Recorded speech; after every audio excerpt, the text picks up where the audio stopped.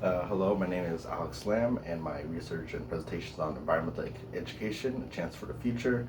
Originally, I wanted to ask the class about how many people have specifically learned about environmental issues as a child, but unfortunately, the class is not available.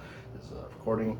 But regardless, I can use my own personal experience and say that I didn't actually learn too much about environmental issues. Like, for the most part, I've been heard the odd global warming, climate change facts, but nothing concrete. I never actually specifically had classes or teachers having taught, like, to teach me about what global warming and climate change is, especially environmental issues. And the question I had throughout my research was, how can environmental education improve within the K to 12 education system? And I originally began with 9 different research articles. After reading and analyzing them, I was able to sort them between like 3 different categories: tool-based, curriculum-based, and personal level-based.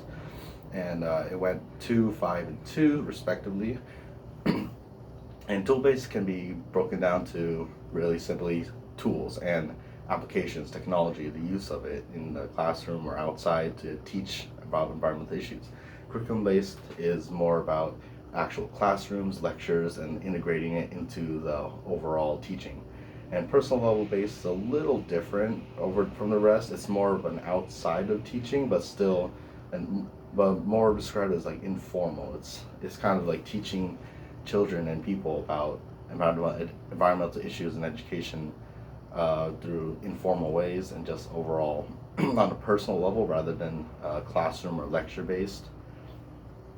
And after sorting them into 3 different categories, I realized that each of the articles had their own conclusions and kind of benefits that they say that improving environmental education would do. And I was able to categorize those 3 as well into different categories, such as health and well-being, social and psychological, and future preparation. And looking through all the articles and seeing which one had which, I was able to determine that out of the 9 articles, health and well-being were all mentioned. Uh, and in social and psychological, it's actually a little bit interesting in that only about 6 of the articles, 6 out of the 9, had mentioned some kind of social or psychological benefit for children and young adults when it comes to environmental education. And for future preparation, it was actually all 9 articles saying that environmental education had the chance and benefits of improving the future of these children and preparing them for when they have to uh, figure out what to do with climate change and what they'll do in their generation. And one of the programs or research articles that stuck out to me was that, and had all 3 categories in health, the benefits, was UNCO2. And this program was super interesting in that the program it was like a program that encouraged students to do workshops and work together with other young students and kind of engage in activities that actually helped them learn about environmental education. And this overall study was conducted in experiments. So it was a lecture methods and group methods. And one of the results was that uh, testing school 1 and school 2 was that school 1 had the lecture based teachings and it wasn't as very critical in using the application, but school 2 actually used the application as well as different workshops and worked together. And the overall results to see from the graph is that school 1 had increases in interest in environmental education, but still lowered as time go by and didn't really stagnate, it didn't improve.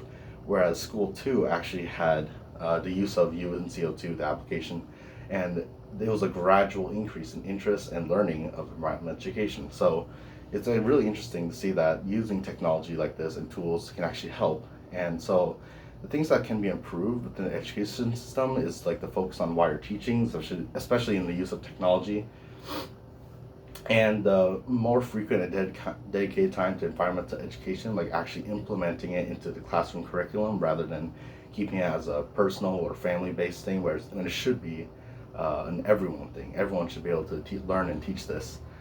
And so in the future, I'd like to see that uh, that the use of these methods can be implemented, especially when it comes to next generation young adults. They can be better informed, better educated on topic of environmental issues, and it's just overall just prepares them for being able to confront these problems and having the skills to be able to acknowledge them. And so, in conclusion, improving the frequency and methods of teaching is a positive decision, especially when it comes to the education system. Having these methods of like tool, curriculum, or personal level based be more prominent in environmental education would be able to both boost the amount of learning people can do, as well as increase the knowledge for both children and adults to be more informed around environmental issues that we face in today's society and future events that could happen, and hopefully they'll be prepared for such a thing. Thank you.